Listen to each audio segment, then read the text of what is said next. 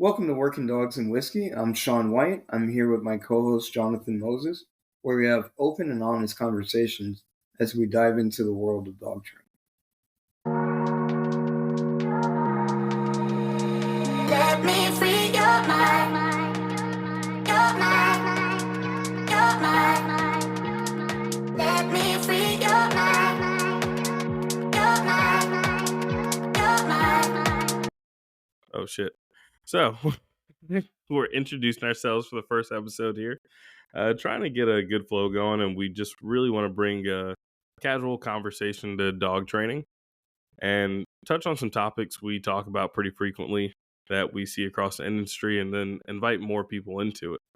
And the way we want to start with that is by giving a little bit of background on what we do and our experience in the industry before we really start getting into the other topics. So to begin with, want to interview my co-host Sean White and start out with a couple of questions. Ready, Sean? Yeah, let's do it, man. All right. So first question I want to ask you, just kind of give the audience your background, how you got into dogs, where it all started, the passion, and just give us a rundown on that. Yeah, for sure.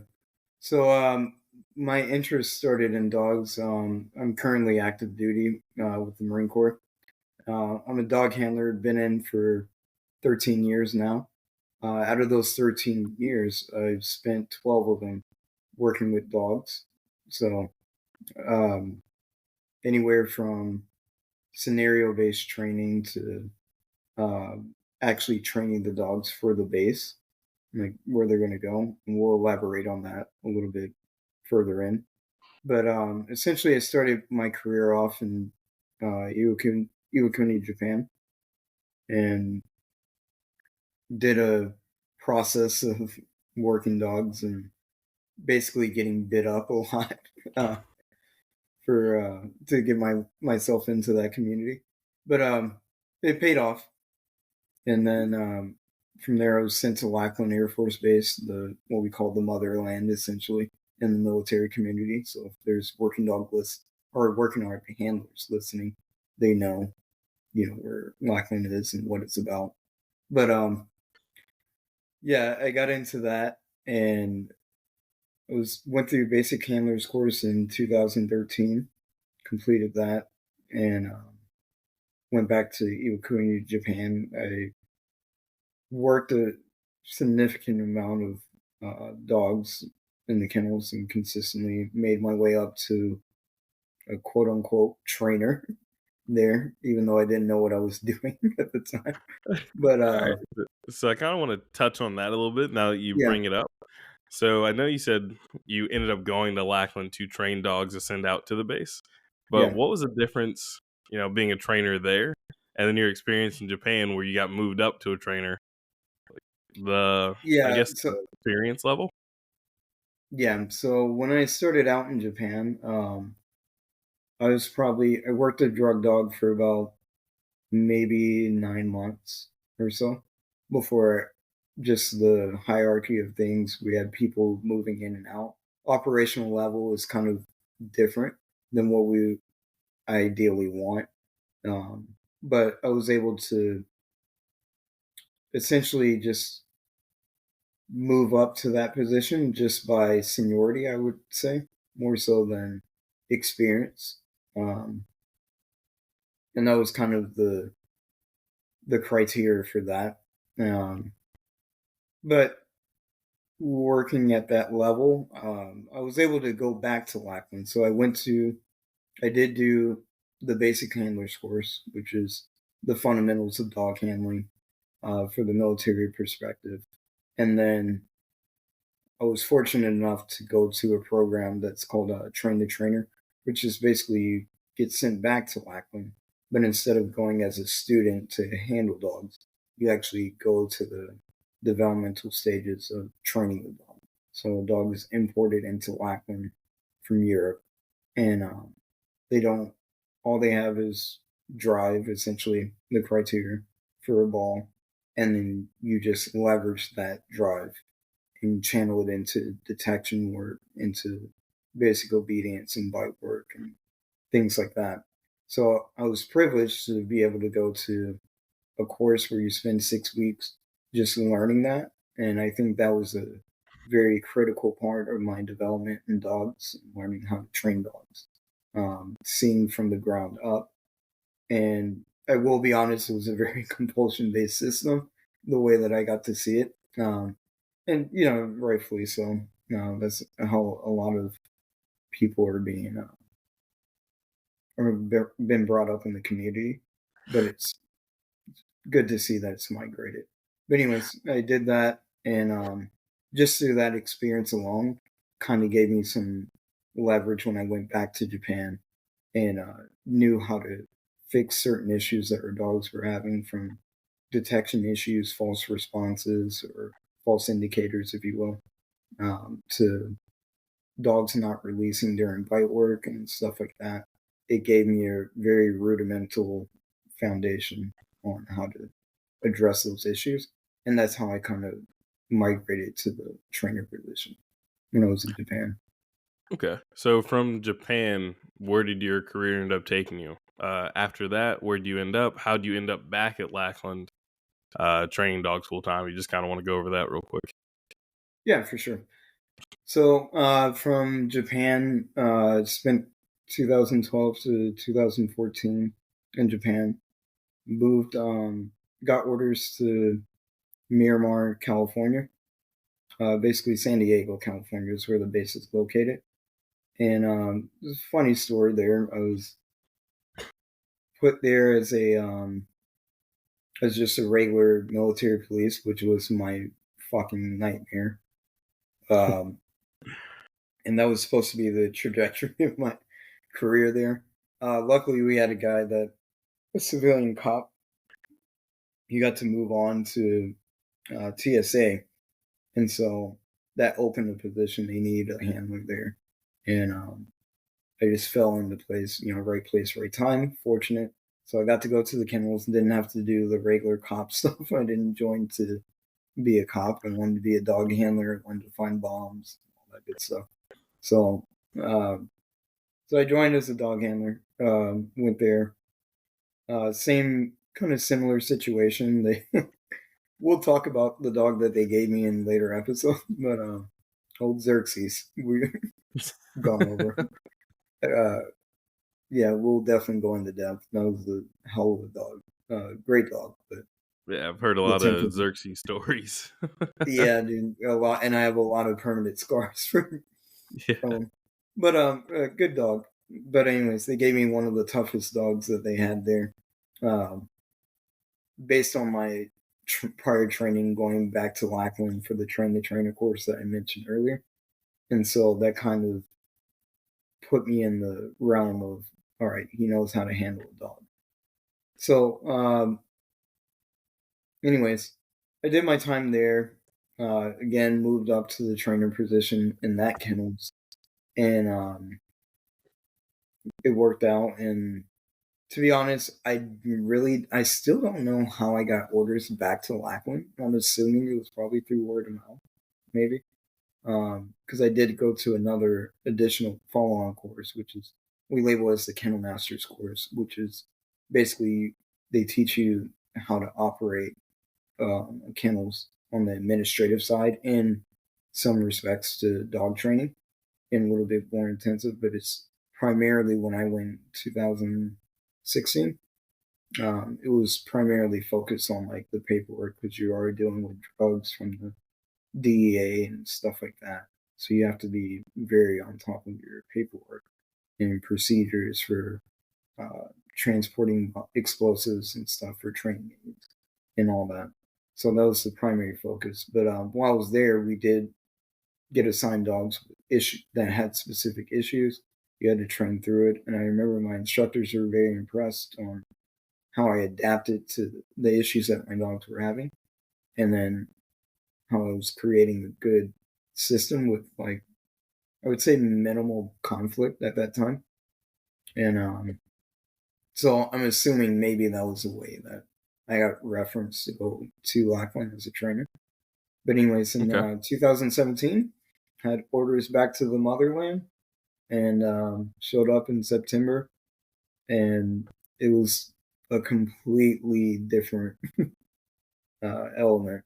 as far as going from operational dogs that had been prior trained and all that, um, to going into an element where these dogs have no idea why they're there, and we're there to kind of instruct them on what to do. And so it's a very humbling experience, very nerve wracking experience starting out.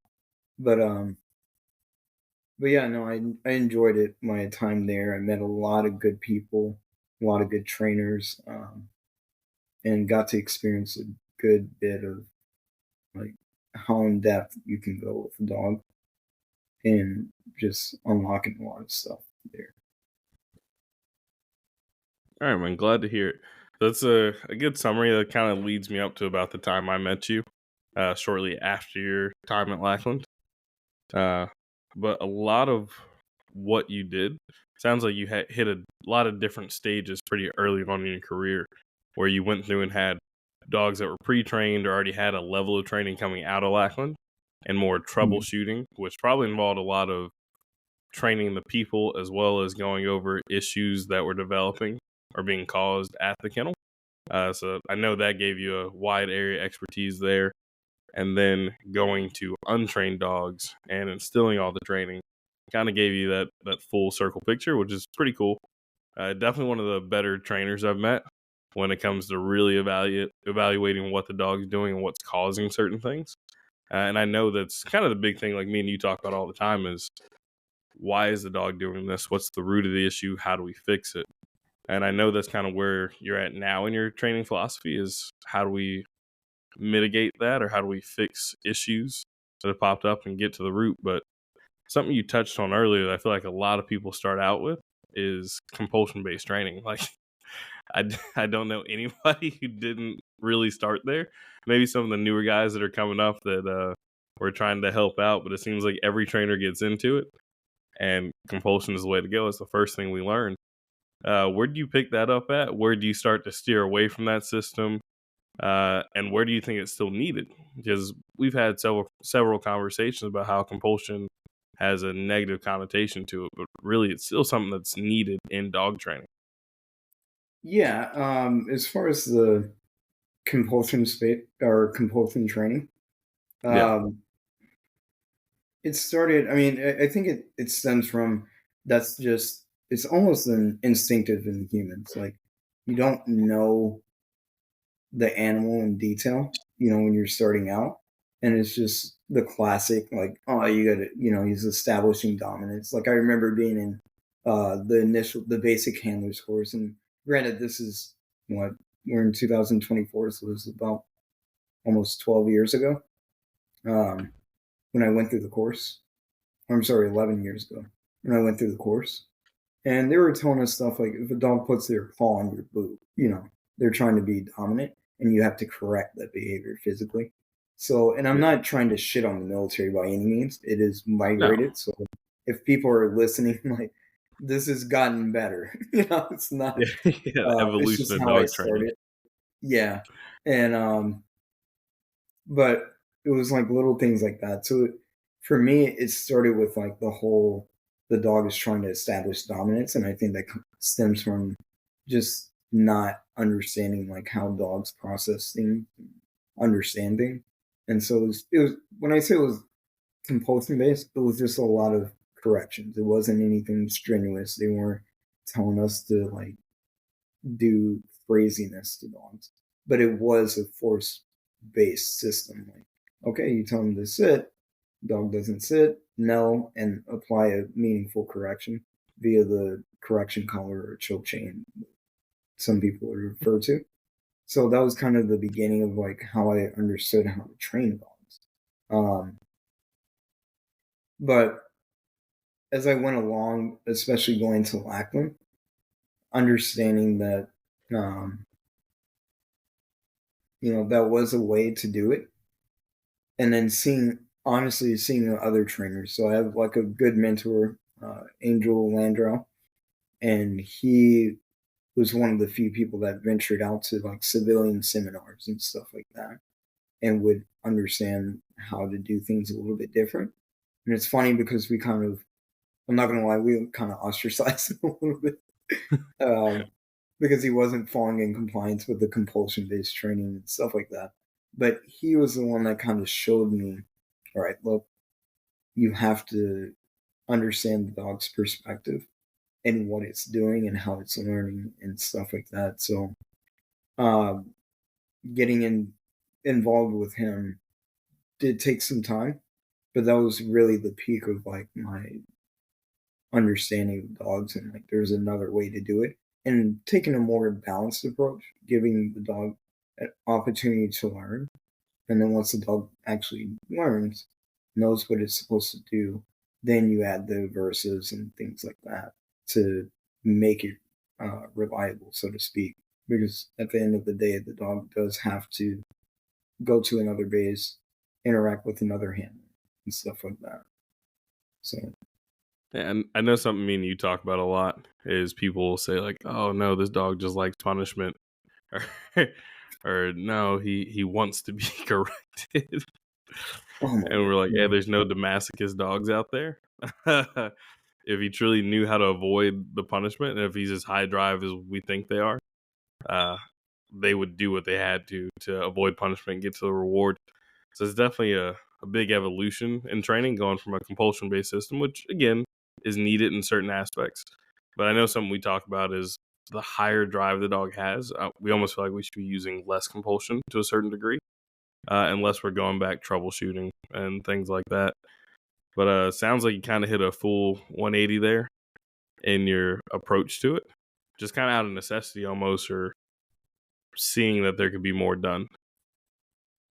yeah, for sure. And like you did ask earlier that where is a need for it, and I think it's more of on the for me now. I try to, if I can control all the variables or most of them anyway, the need for compulsion, if you want to call it that, or correction, some may think of it, is during the actual proofing phase. For me, is when we implement that, because the dog has a reliable uh, behavior, let's just say the sit or whatever, to fall back on.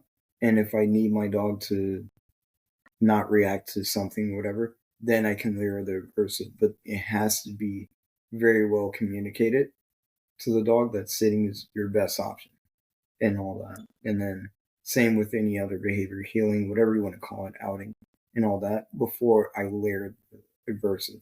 Because outside of that, you're really just leaning on luck, so to speak, in whatever dog you're training, and you're relying on their reaction as opposed to an alternative behavior to defaulting to that Yeah. benefits whatever system you're in, sport. you know I won't speak much on sport because I'm just now entertaining that idea. But yeah, whatever behavior you're looking to get after, um, you have to make sure that it's reliable before we introduce the aversive for not doing it. Because any dog is going to, you know, they're going to backslide and tiptoe with the idea of, well, what if I don't do it? And Yeah. eventually, yes, there has to be an aversive applied for sure, but it has to be articulated and understood to the dog on what it needs to do to get out of that situation. Okay. All right. So, kind of my final question for you, and you kind of touched on it a little bit, explaining what your philosophy now on dog training is, what Hmm. your next steps are. Right. So I know you got some future plans coming up. I know you've also been hitting some pet dogs in the meantime, and I know that's kind of a different experience that you're taking in stride. You've been killing it. Yeah. Pet dogs, getting into sport like you talked about with the club here in Beaufort, uh, Hmm. and just kind of getting into more aspects of dogs outside of the military. And something we talk about all the time is it all seems to kind of circle back to the same thing. Dog training is dog training, be police dogs, military dogs, sport dogs, or pet dogs. The rules really don't seem to change too much. If you kind of speak on that a little bit, and then what's next for you and dogs? Yeah, for sure. As far as the pet dog thing, um, I actually got inspired to start doing that back in like 2021. So a little before I met you. Um, and then um, I went into the pet dog community in 2021, so it was a different experience going from working dogs to pets. Um, but the biggest part is just knowing what motivates the dog is what I've learned from my experience the last 3 years in doing pet training. It's understanding what motivates the dog and what um, is actually considered positive reinforcement for it. And so that's my first like criteria is whether it's food, it's play, it's affection, whatever the dog wants or can desire, that's what I'm going to capitalize on and kind of leverage to my training. But but it has been a venture because you unfortunately get some dogs that aren't motivated by anything, physical affection, nothing powers them through it. And that's where I think it kind of ties back to where if you want to consider compulsion, whatever, or pressure based training does have its effects. But with that, that skill needs its timing. Like you have to be precise on your timing. The release of pressure when you show the dog its advantage and its way out of pressure. And that's one thing I've learned with pet dogs out of probably we'll say 20 dogs that I've trained, being with you as far as the pet side of things. Only two of them have been kind of relying on the pressure based system. But of those two, you have to be very careful and diligent in your timing and delivery. And but one thing I've really experienced the difference is um, the interaction with clients and people have a huge effect on like how you train dogs. And I figured out I was like, holy fuck, like this is more than just dog training. Like how much people value their dogs, and you're almost like almost almost like a therapist at some points. Like I had a client today that I told you about that I spoke to for an hour, and she walked me through her whole day, the history of the dog, and everything, which is fine. I don't mind it now. It was just something that I didn't have to deal with on the military side of things. You kind of train the dog, send the dog away. If you talk to anybody, it's very direct. It's all about the dog. And in the pet industry, you have to consider everything. And that's one thing I've appreciated, working with you, having a deeper experience in that is, understanding that your clients come first, um, and how they view the training and understand it rather. And then understanding, how to work with different breeds of dogs because being in the military, I was kind of handicapped in a way because my experiences were Labradors very minimal, and but I'm basing my experiences on like more of high drive Belgian Malinois and German Shepherds and some Dutch Shepherds sprinkled in there. But but I haven't been well versed with like a lot of different breeds, so I've seen that as kind of a learning curve for me that I gotta get through. Okay. All right. And I've definitely seen you accomplish a lot with the pet dogs, taking a very, very patient approach. Quick story. The first time I saw Sean train a dog, uh, it was German Shepherd we had bred, came back in for training, and he told me he was going to teach the dog a focus heel. And at this point, I was like, okay, it's a lot of dog. Do you need a prong collar or anything like that? Help correct the dog. Because at this point, I was also still trying to find my way out of compulsion-based training. I was looking for other answers, but still relied on it for a decent bit of information. And he goes, no, I'm just going to do everything on the flat collar for a while. And I came back in the day later. I'm like, all right, well, good luck, have fun with it. Came back, this dog's doing a damn near perfect focus heel in like a day. Just heeling around, giving him great eye contact, great attention. I was like, hot damn, like, how'd you do that? And we ended up getting into a lot more stuff that way. Troubleshooting a bit of a problem dog I created for myself really got us into a lot more conversations and training together. But seeing that applied to the pet dogs was definitely fun to watch over the last year or two. Yeah. It gives a different approach to it. It shows where you can take your time with certain things, but then you also have that time element of, hey, I've only got this dog 10, 15 days, where you do have to use some of that compulsion, or even 30 days for certain dogs, that compulsion-based training, but knowing how and when to apply it and pair it with reward to a certain degree to get the best possible outcome. So it's definitely been fun watching you train all manners of dogs, even some of the sport dogs we've had coming in the club, which I feel like was a little bit more up your alley. Like you definitely seemed a little bit more comfortable with that to begin with. Yeah, for But sure. all the way around, it's been nice to watch, man. So I know you got another opportunity coming up here, heading back to Lackland by my count for the fourth time now, right? But again, doing something different when you get down there, which I'm Yeah. pretty excited to see how that goes. If you kind of want to touch on that. Yeah. Yeah, it's a funny story about that. I was actually about to transition out of the Marine Corps. Uh, just wanted to, you and I talked about it, about doing, pet dogs and working dogs and all that, and doing it on the civilian side.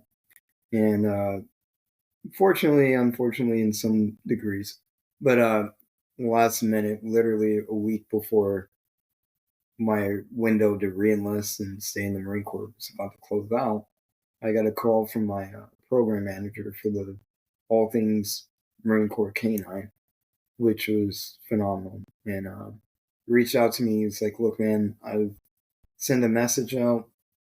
I need, specifically a guy that knows how to train dogs and teach people.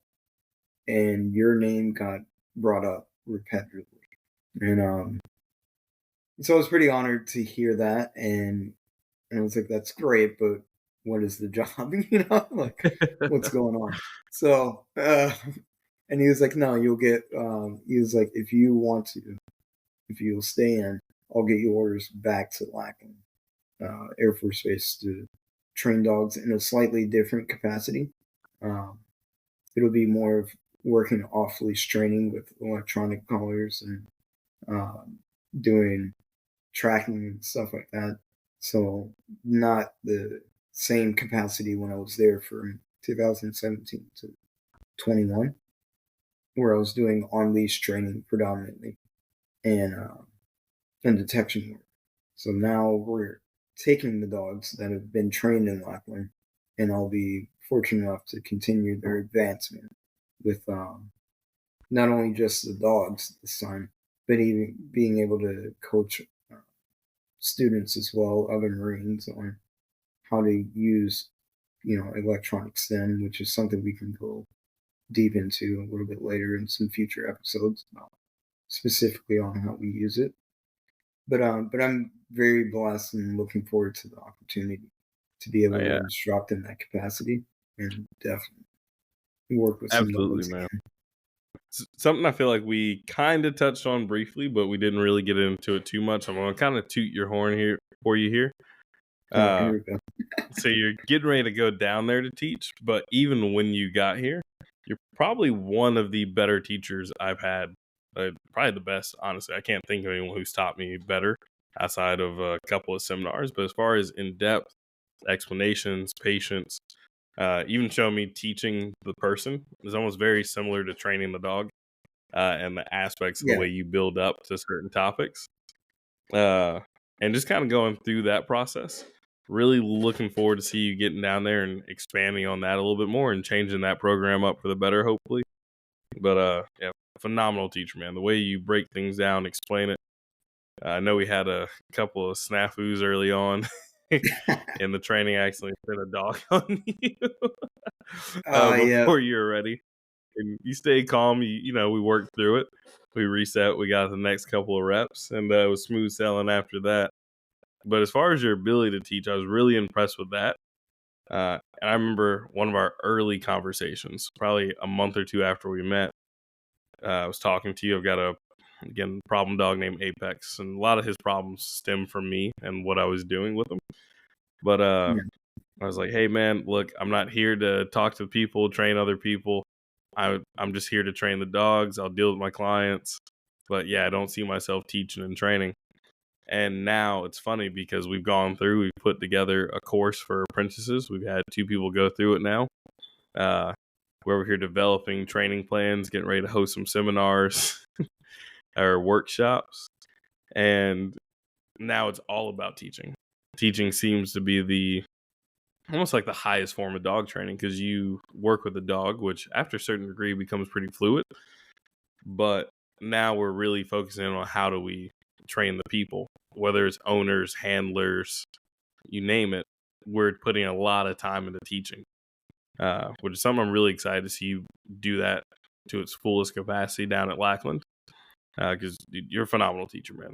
I know you're not going to say it, but he's a damn good teacher. No, I appreciate that, and I do want to touch in on that subject. Yeah. It just triggered a couple of memories, or whatever, and obviously the whiskey's starting to settle in, so we're having a good time now. Yeah.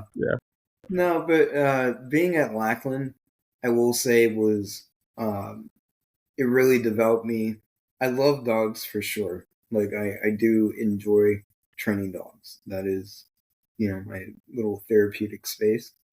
And Yeah. it's a constant question like how can you best communicate with them? And that's I enjoy the challenge of that. And on my way up to try to be the best anyway. Communicate with dogs. And I enjoy that. But outside of that, one of the bigger benefits of being at Lackland um, was I went from being a trainer on a team, like being instructed by other people, and like you have to be apprenticed by other or apprenticeship program rather, and being mentored to I made my way up to being one of those that mentor other people. And I still have trainers that still contact me today, still talk to me and stuff like that. But during that transition from going from just don't know what to do on a leash, and somebody's like trying to teach me how to do stuff and how to lure a dog, how to, create a reinforcement marker, a punishment marker, or, whatever the case may be, to being that guy that I could do that for was very a humbling experience and very big journey. But I remember it's the military, so for those that are listening, it's a pretty back then it was very direct system. Like if you didn't know how to train, God bless you. I would put it that way. The peer So, pressure was on. oh man, dude, it was fucking awful. But so you're trying to learn how to lure a dog or whatever, get him into a hill, and like you miss an opportunity. They're like, oh shit, like why didn't you let him go for that, or positively reinforcing for that and stuff like that. So it's like a lot of pressure to work a dog in front of everybody because the setting Yeah. is like you have a dog and you're the new guy, and there's probably at that time there was about like 10 people on the team. They're all watching, like Yeah. even if somebody one or two of them has a dog training, they're like looking over at you.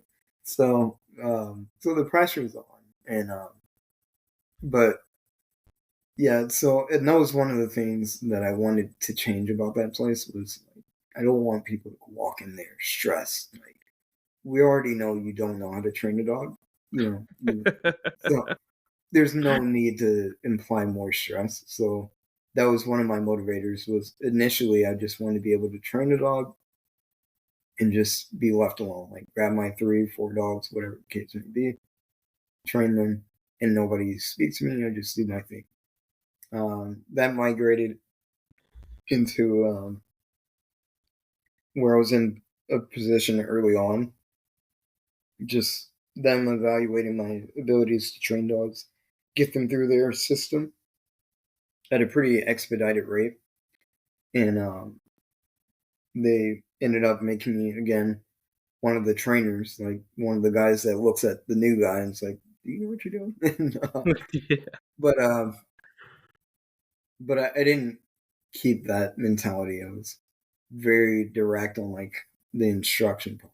And so, long story short, was I understood how to read people, and that was like a groundbreaking point for me and my dog training experience was that everybody says, "Oh, it starts, when you pull the dog on leash." I'm like, no, it starts with the person that you interact with, like that you're going to instruct.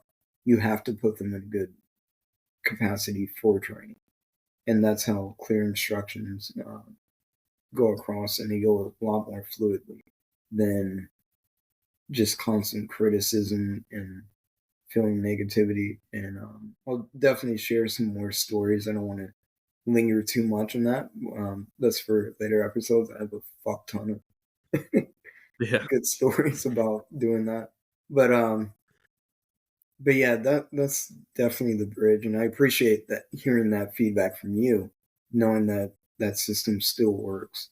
As far as teaching people and how we've gotten to this point as we continue to train dogs and move on. But Oh, yeah. Absolutely, man. I mean, it is learning to teach people has trained the way or changed the way I train everything. Train the dogs, train the people. It's put new programs in place with them in mind because at a certain point, the training became pretty easy. But if I couldn't get people to carry over, continue with the training, or if they didn't have true understanding of it, then it meant nothing. It did no good for anybody other than me. Right. So learning to teach the people, that's where it really became more important. So that's completely changed the way I do a lot of things. I got one more thing to touch on here, and I know you're gonna fucking hate me for bringing this up. all right, this Uh, is where I thought we were going, but sure, yeah, let's you do it. already know it's coming. Yep. So, Here we master go. trainer, man, and this Ah, isn't that bullshit master trainer title you see everybody out there giving themselves, yeah. from their own made up fucking company. I kind of want you to explain a little bit Okay. about how you earned that title in Lackland, what it actually means, what it entails. That it is, that's a legitimate title under the DoD, not something Billy Bob down the road, wrote on a piece of paper with a crayon and said, "Look at me," you know. So, kind of Right. explain that a little bit and what it is, and how All you right. got there. All right. Here we go. Yep. So Hey, for just everybody listening, I fucking hate this title uh, for the negative association that it has outside of the military. But anyways, but you do have a good point. Like I should elaborate on. So within the DoD, you have different a tier system of titles. During the time that I was there, anyway, it's kind of changed, but um, essentially, you trained about 6 dogs in detection and in basic obedience and bite work. That was equivalent or enough for you to earn your apprentice trainer. Like essentially, it signified that you were good enough to train dogs. That was about the as far as that went. And so I earned that. I was in Lackland 2017, 2019 was when I earned my apprenticeship like certification, which is not very difficult off of 3 year tenure to achieve. Um, but the master trainer is like what everybody kind of thrives for. And the way they signified it was you have a pair of overalls or Carhartts, what we call them, and the people with the red diamonds on the back of their Carhartts are designated as master trainers. People with blue diamonds are um, apprentice trainers, so they're good at training dogs, in their system of training. But the master trainer, the way it was explained to me, which kind of made me want to achieve that goal in a way, was the master trainer is good at training, excellent, at training dogs under the constraints for the DoD, Department of Defense, for America. You're great at training dogs for that realm. Um, but you're also good at instructing the team of people on how to train dogs. And when I heard it in that light, that's what kind of inspired me. I was like, all right, I want to leave Lackland being able to know how to train people. And so I was fortunate enough to, I'll tell the story about how I met Bobby, another phenomenal trainer down at Lackland. He's still working there, in spite of being old as fuck, but he's still there. Um, but when I went to the initial program, the train the trainer, just the 6 week, like here's a glimpse of how we train dog. I was on his team and I fucking hated him. So, but anyways, he was a master trainer. He had just gotten his title and all that. But I hated him because he's very sarcastic. It turns out he's a good guy, but at that time, when you're on dogs, like he's very anal about like how to train dogs and what you're looking for and very specific, all that good stuff. So I didn't like him. 2014, I met him, didn't like him. 2018, come back, he gets hired back as a civilian to work at Lackland. And of course, they put us back together to work. But one of the things I did enjoy about Bobby was that he embodied the concept of I'm going to teach you how to teach people. And I remember him specifically telling me, like, dude, you're phenomenal at training dogs. I've watched you work. You've developed great. You know, it was kind of like the one of the pat on the backs that you gave me. But but he was like, you fucking suck at training people. Like you have no idea. And I was like, there it is, of course. So Hit you with the compliment sandwich. exactly, dude. So but he also did like teach me. He was like, don't worry, I've been through that problem. That's a different realm of dealing with people. So I will say Bobby taught me a lot about how to train people, analogies, how to figure out what they like and interpret it into dog training. And that's a lot of what I did. And same thing I did with you, you know, when we were working to express my ideas on how dogs view things. It was a lot of analogy based system. And you know, it's benefited me very well.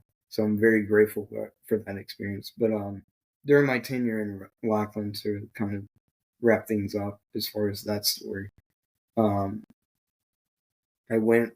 I had a team that I basically started from scratch. Like none of them knew how to. They all knew some level of detection training, and they put me in a position where I was supposed to instruct them on how to do basic obedience, protection work, if you will, or bright work, and stuff like that. And that was like more my bread and butter. I'm pretty decent in detection, but obedience and protection work is like my bread and butter. You know, I love that stuff. Um, but anyways, I had a group of maybe 6 people, and 6 trainers didn't know how to do much as far as how to start the dogs and all that. And it was a lot of pressure, you know. I was very stressed because I wanted to do well by them. But it ended up being great, and that's where I had a deeper appreciation for dogs as far as like the gateway of how to interact with people. And that was probably the best team that I had. It started out rough, for sure. I'll tell specific stories tailored towards that group, but um, but what ended up happening, and this is one thing I will toot my horn on, kind of pride myself. So, out of what the 6 of them, one of them he was a civilian. He ended up actually becoming an instructor for the advanced course that I mentioned, the Kennel Master course. One of the first civilians to do it down there, and he immediately called me when he got the position. And he was appreciative of his experience with myself. Sometimes Bobby would come around, so for Bobby as well. But that was the sense of like, all right, I did it right, you know. And to see people from my team succeed, one of them, Matthew, I'll try to get him on the podcast, but yeah, he was one of my personal like dudes like that I love to work with, and he ended up achieving the master trainer certification as well. Oh, nice. So it was kind of good to pass that baton off to him, and did great things with training his own team. So it kind of continued. And then the rest of them ended up either managing their own teams, like being lead trainers and directing training and stuff like that, or at the worst of it, it was trainers that people wanted. They're like, oh, you trained with, they use last names there. So they're like, you trained with White. We really like what you do. I just want you to at least be somebody that's reliable for training. So, everybody ended up doing well, and it was awesome to be able to work with them and interact. And dude, I will go into the stories that we had. It was fucking awesome. But Yeah, man, no, that's awesome. I say you had a pretty well-rounded dog training career, man.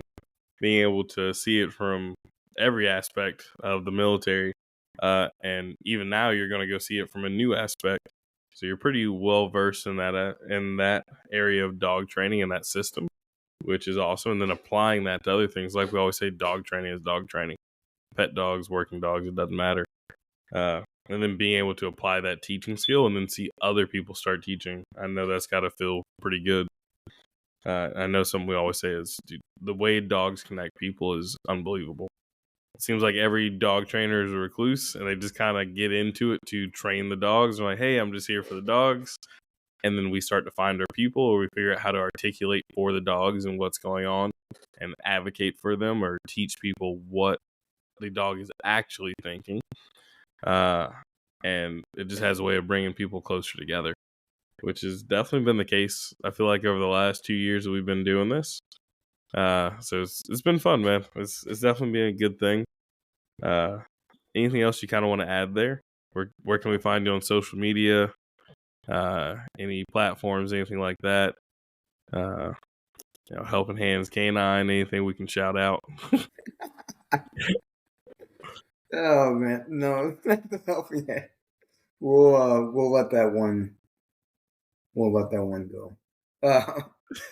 For people listening, it was a dog training company that I tried to start before I met John. No, it was while I met you. Yeah, Yeah. and then I mean yeah, I don't know. We'll see where that goes, in what direction, but it wasn't something that I kept up with, to be honest. But gosh, now I got to look up my own profile. This is how old I am. I'm only 30. But yeah, You you can did. find me on social media, Sean White, SEAN White _canine. That's my specific profile. And I'll have to do a lot better with uploading stuff, training and all that. But Hey, that's something that.